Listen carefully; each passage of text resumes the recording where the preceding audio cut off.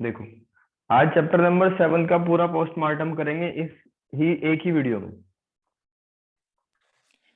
Sir आपकी सबसे आवाज पहले बहुत कम आई है। आवाज कम आ रही है, अभी आएगी।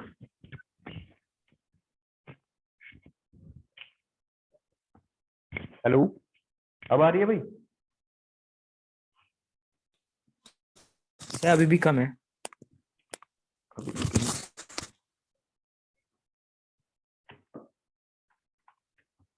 अभी हो जाएगी। देखो, 7 चैप्टर में क्या सीखा था हमने? Coordinate geometry. जिन बच्चों को आगे मैथ्स कंटिन्यू करना है 11th या 12th क्लास में, उनके लिए तो इम्पोर्टेंट है ही, इस क्लास के लिए भी बहुत इंपॉर्टेंट है और बजट फ्रेंडली है। मतलब आपको ज्यादा मेहनत नहीं करनी इसमें और आपके अच्छे मार्क्स आ जाएंगे इस चैप्टर में। ये 2 पॉइंट है। अगर ये प्लेन में है, यानी कि एक्स और वाई प्लेन में है, जैसे ए के कोऑर्डिनेट है 1 2 और बी के कुछ कोऑर्डिनेट है 3 -4, इस तरीके से होते हैं ना, एक्स एक्सिस वाई एक्सिस। तो इनके बीच की डिस्टेंस अगर हम फाइंड करनी है तो डिस्टेंस फॉर्मूला होता है √x2 - x1 का whole square plus y2 - y1 का होल स्क्वायर। फिर इसी में ही हम पढ़ते हैं डिस्टेंस फॉर्मूले में इक्वी डिस्टेंस वाले क्वेश्चन। मान लो एक पी पॉइंट है, एक ए पॉइंट है और एक बी पॉइंट है, तो इक्वी डिस्टेंस अलग अलग टाइप के क्वेश्चन। किसी में आपको पॉइंट्स पूछ लेगा, किसी में डिस्टेंस पूछ लेगा, किसी में सब कुछ दिया होगा, वेरीफाई कराना होगा। तो क्या करेंगे, P A equals to P B लेके दोनों साइड का स्क्वायर कर देंगे, तो आप उस क्वेश्चन को सक्सेसफुली कर पाओगे। देन इसमें को लीनियर वाले क्वेश्चन है, यानी ए बी और सी ये तीनों पॉइंट है, आपको एक ही लाइन पे प्रूफ करने हैं। एक ही लाइन पे प्रूफ करने का मतलब है कि आप ऐसे प्रूफ कर सकते हो A B plus B C equals to A C, तो ये हो जाएगा कोलिनियर पॉइंट। ठीक है, फर्स्ट एक्सरसाइज में इतना ही है। और एक और है, क्वाड्रिलेटर आपको दिए होंगे बहुत सारे। मान लो जैसे ये है, तो आपको इसको प्रूफ करना होगा कि ये रेक्टेंगल। कैसे प्रूफ करेंगे? अपोजिट साइड का डिफरेंस कर लेंगे, जो इस तरीके से ए बी सी डी के कोऑर्डिनेट है, तो ए बी पता करेंगे कितना है, फिर उसके बाद सी डी पता करेंगे, दोनों इक्वल ही होंगे, फिर उसके बाद बी सी। अगर अपोजिट साइड इक्वल है तो ये क्या होगा? रेक्टेंगल होगा। अगर सारी साइड इक्वल है तो स्क्वायर बन जाएगा। ठीक है ना? एक्सरसाइज 7.1 में इससे ज्यादा कुछ नहीं है।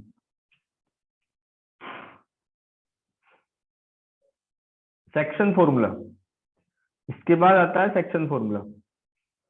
देखो, सेक्शन फॉर्मूले का मतलब है कि ए और बी, भाई सबको आवाज सही आ रही है क्या? Yes sir. ठीक, ए और बी 2 पॉइंट है, उनको बीच में पी पॉइंट ने डिवाइड कर दिया एम और एन के रेशियो में। तो पी पॉइंट के कोऑर्डिनेट हो जाएंगे, अगर ए के कोऑर्डिनेट x1 y1 और बी के कोऑर्डिनेट x2 और y2 है, तो पी के कोऑर्डिनेट हो जाएंगे m1 x2 plus m2 x1 upon m1 plus m2 and m1 y2 plus m2 y1 upon m1 plus m2। अगर ये पी पॉइंट कहीं बाहर होता, इस तरीके से होता, एक्सटर्नली डिवाइड करता ए बी को, तो ए से पी तक का रेशियो हम लेते m। ठीक है, ए से पी तक का रेशियो पहले भी m था, अब भी m लिया। और बी से पी तक का रेशियो n, तो ये हो जाएगा ए, जो प्लस साइन है ना उसकी जगह पे माइनस रख देंगे। ठीक है, ये तो इंटरनली था। जब एक्सटर्नली डिवाइड करेंगे, तो साइन प्लस की जगह क्या हो जाएगा? माइनस। बस इतना चेंज होगा। ये था सेक्शन फॉर्मूला। इसी पे डिफरेंट डिफरेंट टाइप के क्वेश्चन है। कहीं पे रेशियो पूछा जाएगा, कहीं से आपको कोऑर्डिनेट पूछा जाएगा उस मिड पॉइंट का। जो, हाँ, मिड पॉइंट से याद आया, इसमें मिड पॉइंट का फॉर्मूला भी लगा सकते हैं। अगर m1 इक्वल्स टू m2 आप ले लो, तो 2 पॉइंट का जो बीच में पॉइंट होता है, यानी कि मिड पॉइंट के कोऑर्डिनेट क्या आते हैं? x1 plus x2/2 and y1 plus y2/2, इस तरीके से आ जाएगा वो।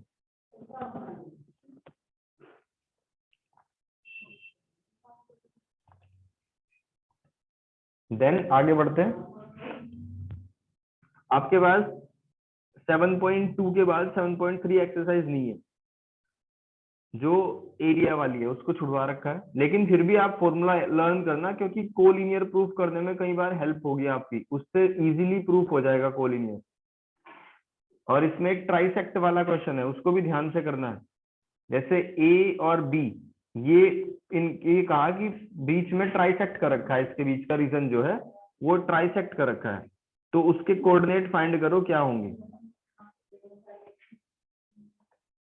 ठीक है ना, उसके कोऑर्डिनेट फाइंड करो क्या होंगे। तो किस तरीके से निकालेंगे हम कोऑर्डिनेट उसके, एक बार एक पॉइंट को टारगेट कर लेंगे और एक बार दूसरे पॉइंट को टारगेट कर लेंगे। जैसे ये पी पॉइंट है, इसको टारगेट कर लिया तो रेशो हो जाएगा 1 और 2 का। अगर क्यू पॉइंट को टारगेट कर लो तो रेशो हो जाएगा 2 और 1 का। ठीक है ना।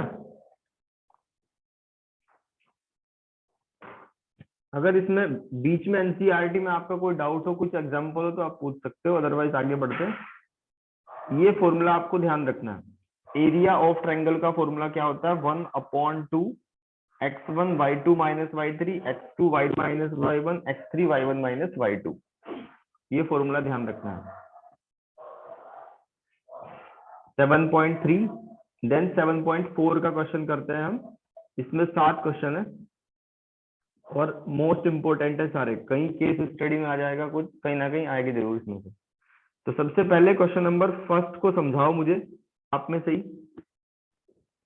सबसे पहला टास्क देते हैं हम कुणाल को। कुणाल बताओ कैसे करेंगे क्वेश्चन नंबर फर्स्ट को, समझाओ इसे।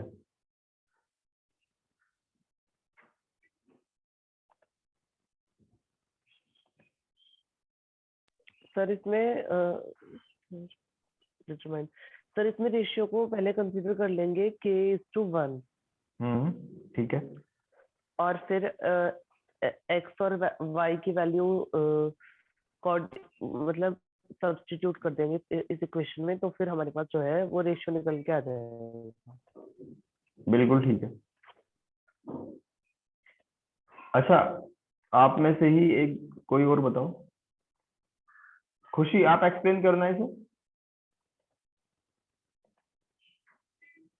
डिटरमाइन द रेशियो इन विच, ये एक लाइन है डिवाइड कर रही है दो पॉइंट को, तो क्या करना चाहिए हमें, इसके स्टेप्स क्या होंगे। सर हमें ये दोनों पॉइंट्स दे रखे हैं, तो पहले हम सेक्शन फॉर्मूले से एक्स और वाई के कोऑर्डिनेट्स निकाल लेंगे, फिर बहुत बढ़िया, उसको इस लाइन पे कर देंगे इक्वेशन में। लाइन पे पुट कर देंगे, क्योंकि ये जो लाइन है ना, इस पॉइंट, इस जो हमारी लाइन है वो इस लाइन सेगमेंट को कट कर रही है, पॉइंट पी मान लिया। तो क्योंकि पॉइंट पी इस लाइन पे भी है और इस लाइन सेगमेंट में भी है सेक्शन फॉर्मूले से, तो सेक्शन फॉर्मूले से हम पी के कोऑर्डिनेट निकाल देंगे और इस लाइन में रख के सेटिस्फाई करा देंगे। ठीक है, तो आपको रेशो मिल जाएगा। किसी बच्चे के मन में अगर 1% का भी ऐसा भाव है कि करवा के देखना है, हमें समझना है, पूछ सकते हो, अदरवाइज आगे बढ़ जाए क्वेश्चन नंबर सेकंड पे। Find the relation between X and Y. देखो कोलिनियर, मैंने अभी कहा था कि एरिया ऑफ ट्रायंगल का फॉर्मूला याद रखना, कोलिनियर में हेल्प मिलेगी। तो आपको इसको क्या करना है, एक्स और वाई में रिलेशन पता करना है। तो 1/2 x1 y2 माइनस y3, फिर उसके बाद क्या करेंगे x2 y3 minus y1, then x3 y1 minus y2। तो यहाँ पे इनके कोऑर्डिनेट रखो और आंसर बताओ, इक्वल्स टू 0 कर देना।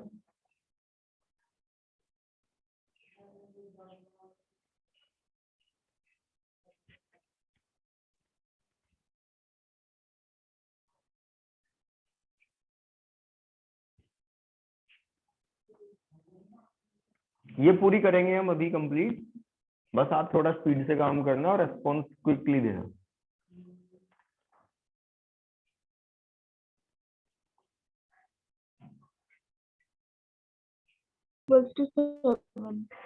एक बार रिपीट करना, x + 3y = 7।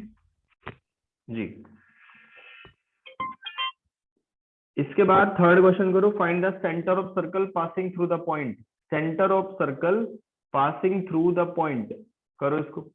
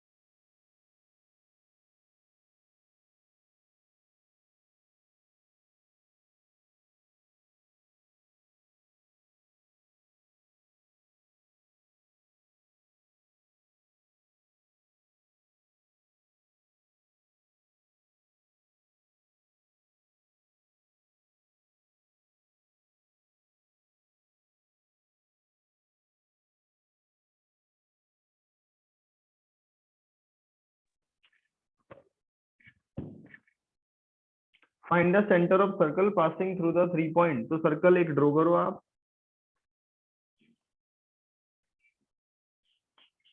और आपको सेंटर फाइंड करना है। तो सेंटर को मान लो ये एक्स वाई या एच के कुछ भी मान सकते हो अपनी तरफ से, और 3 पॉइंट है उसमें 6 -6 पासिंग थ्रू, सर्कल पास हो रहा है इन 3 पॉइंट से। 6 -6 ये ले लिया हमने 3 -7, और ये ले लिया 3 और 3। इनको ए बी सी और सर्कल के सेंटर को ओ मान लिया। तो क्या करेंगे हम यहाँ पे, ईशांत बताओ क्या करेंगे। पहले तो सर 0 और वो 0 कह रहा हूँ सर, ओ ए ओ बी ओ सी से ज्वाइन कर देंगे, ठीक है, रेडियस बन जाएंगे। बिल्कुल। इससे कि दो रेडियस में सर कंपेयर कर देंगे, इक्वल कंपेयर कर देंगे। अगर हमने ओ ए को ओ बी के इक्वल रख दिया, ठीक है, ओ ए को ओ बी के इक्वल, फिर उसके बाद कौन सी लाइन लिखेंगे, ओ बी को ओ सी के इक्वल या ओ ए को ओ सी के इक्वल।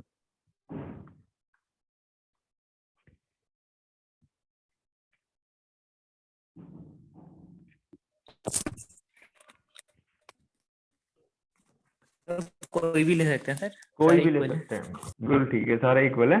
और हम क्या करेंगे, एक्स और वाई में आपको दो इक्वेशन मिलेगी, उनको सब्स्टिट्यूट करके सोल्व करना है। करो आप ट्राई फटाफट।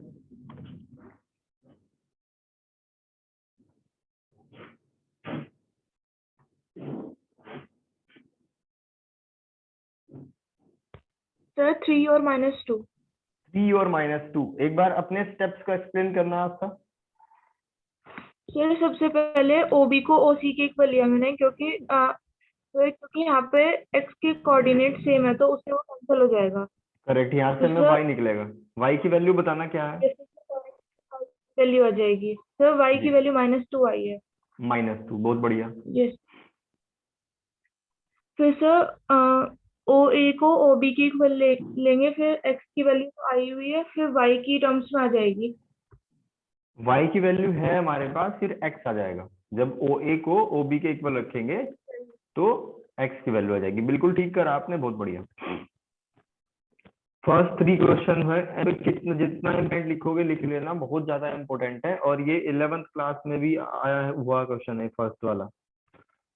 10th के लिए तो इम्पोर्टेंट है, ये आगे भी होगा। Fourth, 2 opposite vertices of a square. Square के अपोजिट वर्टिसेस जितने हैं, find the coordinate of other 2 vertices. तो इजी क्वेश्चन है, अगर आपको प्रॉपर्टीज बेसिक पता हो स्क्वायर के बारे में।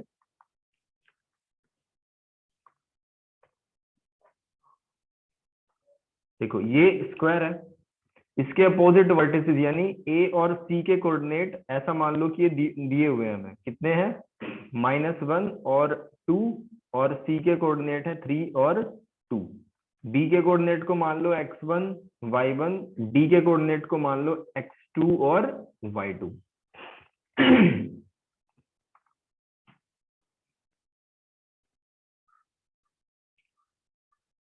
इसमें भी एक चीज कर सकते हो आप, कि जब आप डिस्टेंस फॉर्मूला लगाओगे ना, A B equals to B C करना। क्यों करना, क्योंकि ये देखो यहाँ पे ये सेम है, ठीक है ना। ऐसे बनेगा जब करोगे आप y2 - y1 में y1 -2 बनेगा, और इधर भी इधर बनेगा 2 - y1। तो बात तो एक, यहाँ से x की वैल्यू आ जाएगी। वो बताओ क्या है x की वैल्यू।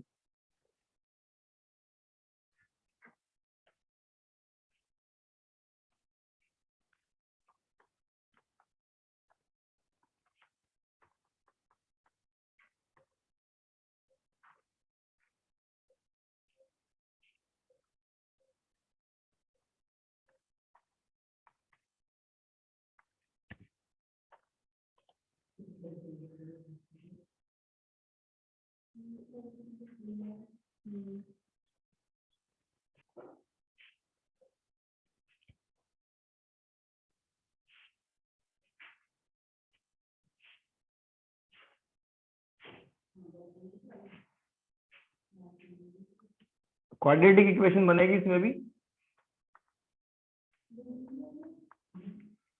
आपको ऐसे लेना होगा, A B equals to B C और दोनों साइड का स्क्वायर करना होगा ताकि रूट कैंसिल हो जाए। देन x2 माइनस y1 यानी ये हो जाएगा x प्लस 1 का whole square and y1 minus 2 का होल स्क्वायर। फिर बी सी करेंगे तो x2 minus x1 3 minus x का whole square and 2 minus y1 का होल स्क्वायर। तो ये 2 माइनस y1 जो कहानी है ये सेम ही तो है, माइनस में कोई स्क्वायर में अंतर ही नहीं होता कुछ, ठीक है ना, स्क्वायर करके पॉजिटिव टर्म में निकलनी है। तो अब ये दोनों का आप स्क्वायर करो, ये हो जाएगा एक्स स्क्वायर 1 प्लस 2x और ये हो जाएगा 9 plus x square minus 6x। X square से एक्स स्क्वायर कैंसिल हो गया तो यहाँ से आपको x की वैल्यू मिलेगी 1, x आ गया 1। इसी तरीके से आप y1 निकालोगे, x2 y2 निकालोगे। कंप्लीट करके बताओ मुझे इसका आंसर। एक चीज और कर सकते हो आप, ए को सी से ज्वाइन कराओ, बी को डी से ज्वाइन कराओ और ये जो पॉइंट ओ है इसके कोऑर्डिनेट निकाल दो मिड पॉइंट से। तो मिड पॉइंट के कोऑर्डिनेट कितने आ जाएंगे 1 और 2, 1 और 2। तो इसका क्या हुआ कि ये BD का भी तो मिड पॉइंट है, x1 प्लस x2 बाई 2 की वैल्यू 1 है और y1 प्लस y2 बाई 2 की वैल्यू 2 है। तो यहां से x2 निकल जाएगा। जब x1 की वैल्यू 1 आई, x1 की वैल्यू 1 पुट कर दो इसमें तो x2 की वैल्यू यहां से आ जाएगी, ये भी 1, x1 और x2 दोनों 1 है।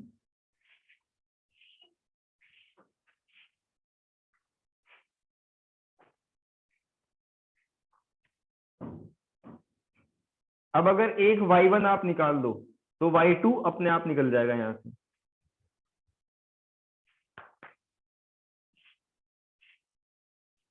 अब इस y1 को निकालने के लिए आपके पास एक तरीका ये है कि इसमें आप पाइथागोरस थ्योरम यूज कर लो। पाइथागोरस थ्योरम से क्या हो जाएगा, क्योंकि स्क्वायर के ईच एंगल राइट एंगल होते हैं तो A C square equals to A B square plus B C square हो जाएगा और यहां से वैल्यू आ जाएगी, x1 पुट कर देना y1 आ जाएगा। जल्दी से निकाल के बताओ।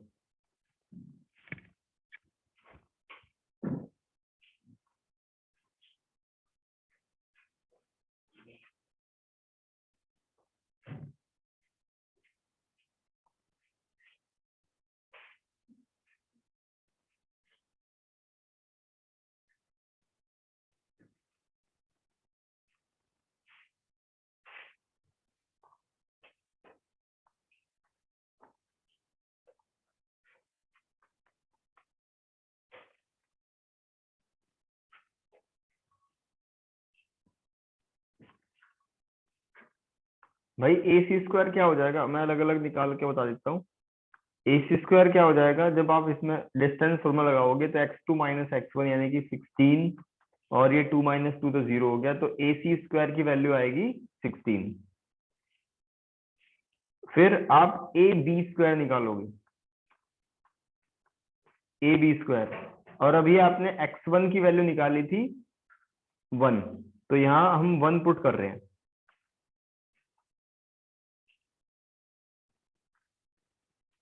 ये पुट कर दिया 1, ठीक है। ए बी स्क्वायर कितना आ जाएगा y2 माइनस y1 यानी y1 माइनस 2 का होल स्क्वायर और ये 1 1 2 हो जाएगा, इसको लिख देंगे 4। तो क्या हो जाएगा y1 square plus 4 minus 4y1 plus 4। तो ये हो जाएगा y1 square minus 4y1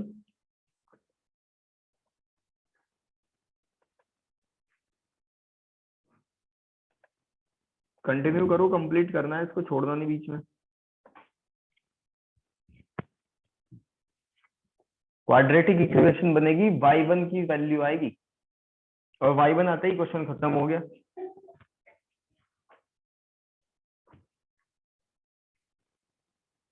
y1 square minus 4y1 plus 8 इसको ऐसे लिख दिया जाएगा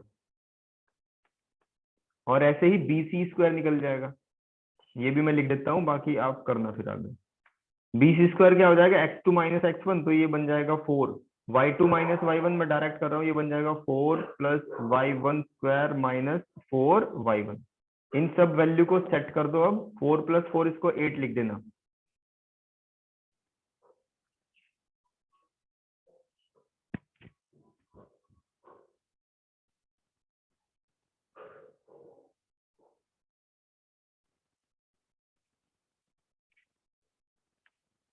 भाई AC² कितना है 16, और AB और BC को ऐड कर दो तो y1 क्या हो गया 2y1 का होल स्क्वायर 1,4 जी।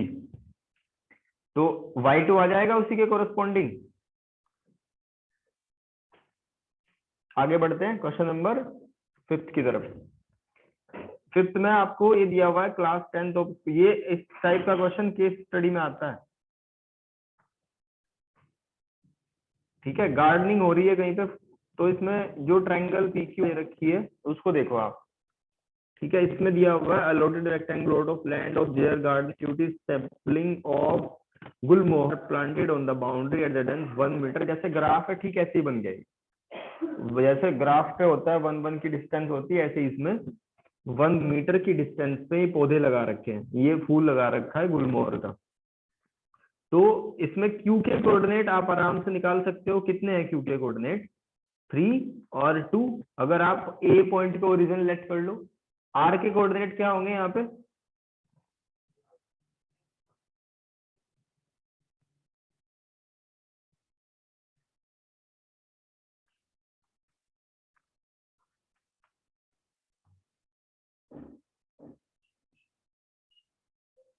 R के कोऑर्डिनेट बताने हैं। कोई भारी क्वेश्चन थोड़ा ही पूछ लिया, देख के बता दो। 6 और 5। 6 5। P के कोऑर्डिनेट भी ऐसे ही आ जाएंगे। ठीक है, इसने कहा A को सेंटर मान लो और कोऑर्डिनेट बताओ, बता दिए कोऑर्डिनेट। फिर what will be the coordinate of vertices of PQR अगर C ओरिजिन हो। तो अगर C ओरिजिन हो तो इनके कोऑर्डिनेट क्या होंगे, नेगेटिव में चले जाएंगे। ठीक है, y की भी नेगेटिव साइड होगी y एक्सिस की, और x की भी नेगेटिव साइड होगी अगर C को ओरिजिन लेट कर लें, तो ये चेंज हो जाएंगे।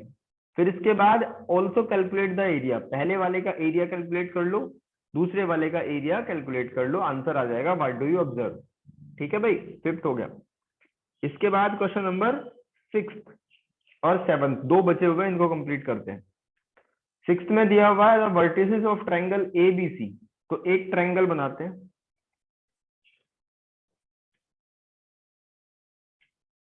ये ट्रायंगल है ABC। A के जो वर्टिसेस हैं वो 4 और 6 हैं, B के वर्टिसेस हैं जो 1 और 5 हैं, C के वर्टिसेस जो हैं वो 7 और 2 हैं। A line is drawn to intersect side AB and AC at D and E। तो एक लाइन है जो AB को D पॉइंट पे और AC को E पॉइंट पे टच करती है। ठीक है, रेस्पेक्टिवली इस तरीके से करती है कि AD upon AB equals to AE upon AC equals to 1/4। इसका रेशियो हमें दिया हुआ है। ठीक है भाई, रेशियो दिया हुआ है। तो पूछा calculate the area of triangle ADE। इस ADE ट्रायंगल का एरिया कैलकुलेट करो and compare it with the area of triangle whole ABC। ठीक है, अब इसमें आपको 6th चैप्टर की तरफ चलना होगा। 6th चैप्टर में हमने क्या क्या थ्योरम करी थी, पहले ध्यान दो क्या दिया हुआ है। AD अपॉन AB बराबर AE अपॉन AC। ये इक्वल होने का मतलब ये है कि लाइन क्या है, DE पैरेलल टू BC है। ठीक है, DE पैरेलल टू BC है अगर उनका रेशियो बराबर है। कौन सी थ्योरम है, किसी को याद है?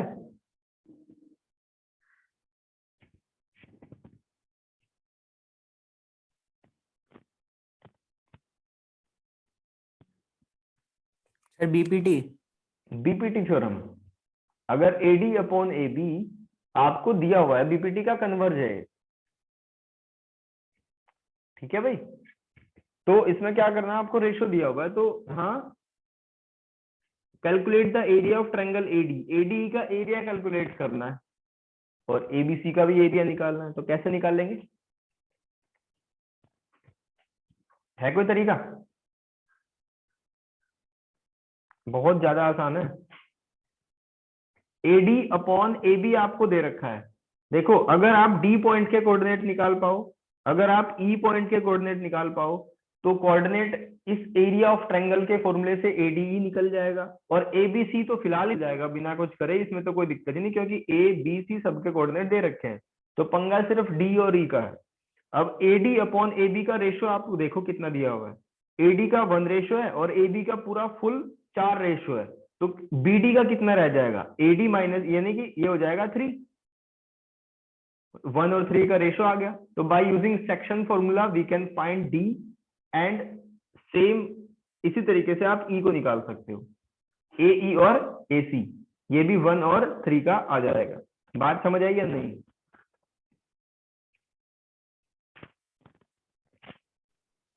Yes sir. इसके बाद क्वेश्चन नंबर 7 पे आ जाओ। 7 में ट्रायंगल एबीसी दे रखी है,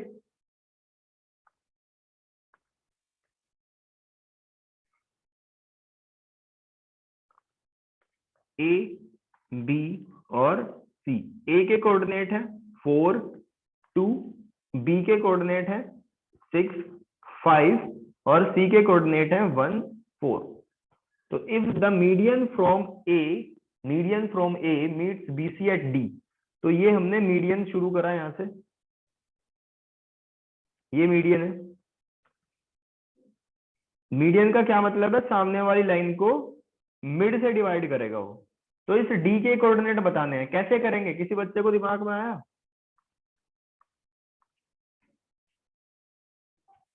सर मिड पॉइंट फॉर्मूले से। करेक्ट, मिड पॉइंट फॉर्मूले से। और क्या होता है मिड पॉइंट फॉर्मूला, अभिषेक?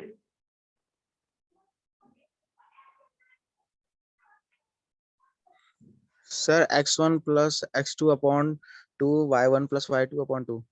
तो डी निकल जाएगा ना आसानी से। इसके बाद find the coordinate of point P on AD। तो पॉइंट P है AD पे, तो P को हमने यहां मान लिया, P on AD such that कि AP और इसका रेशो, यानी जब आपने D के कोऑर्डिनेट निकाल दिए, D का आएगा 7/2 और 9/2, ठीक है ना, 7/2 और 9/2, और आपको रेशो दिया हुआ है AP का 2 और PD का रेशो 1। तो P के जो कोऑर्डिनेट है आप कैसे निकालोगे, कोई भी बताओ जिसको समझ आ गया हो। सेक्शन। करेक्ट। और सेक्शन फॉर्मूला क्या होता है खुशी?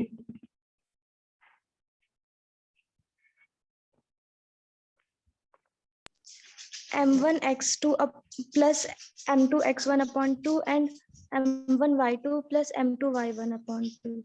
अपॉन 2 नहीं है, m1 प्लस m2 है, इसको करेक्ट करना। आगे बढ़ते हैं थर्ड पार्ट पे।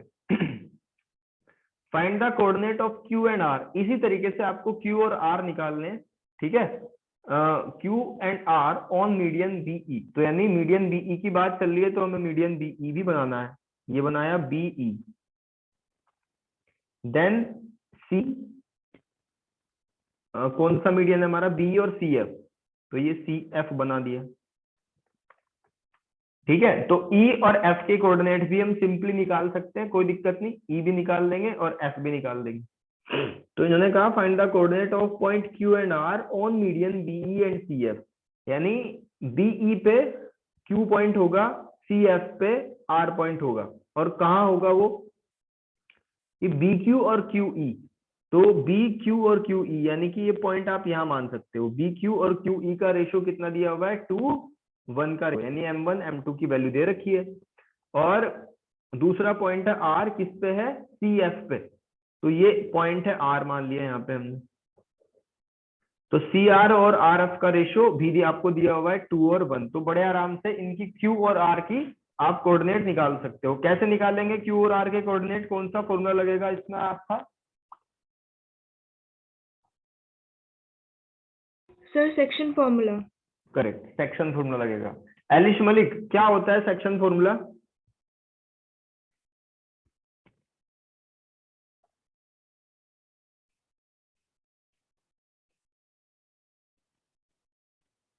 एलिश, सेक्शन फॉर्मूला क्या होता है?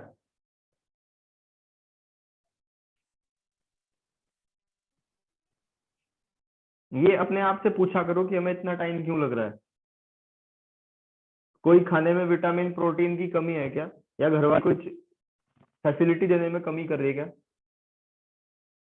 कमी आपके दिमाग की है। जब तक आप सोचोगे ना, पढ़ाई लिखाई का मतलब है अपने आप को समझना, अपनी हैबिट्स को समझना, अपनी वीकनेस को समझना।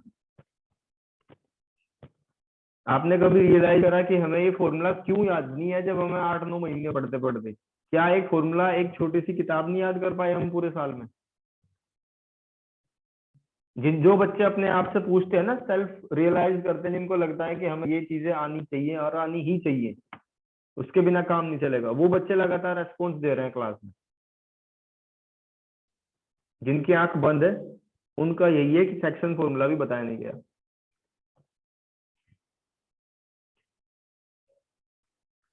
ठीक है भाई, तो आर और एफ सब कुछ निकाल सकते हो इसमें आप।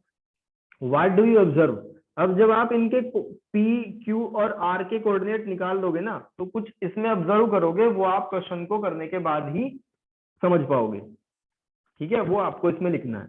तो मैंने आपको 7 चैप्टर की पूरी समरी करा दी और इसके मिसलिनियस के सारे क्वेश्चन हमने डिस्कस कर लिए। कल के एक्स्ट्रा क्वेश्चन ले लेंगे और आपके टेस्ट का एनालाइज हो जाएगा, टेस्ट के मार्क्स कल तक पता चल जाएंगे। किसी को कोई डाउट हो तो आप पूछ सकते हो। सर टेस्ट में डाउट है। टेस्ट में डाउट है? Yes sir. ठीक है, कोई बात नहीं, टेस्ट को पूरा एनालाइज करेंगे, कोई दिक्कत नहीं। ठीक है भाई, चलो आज की क्लास यहीं तक।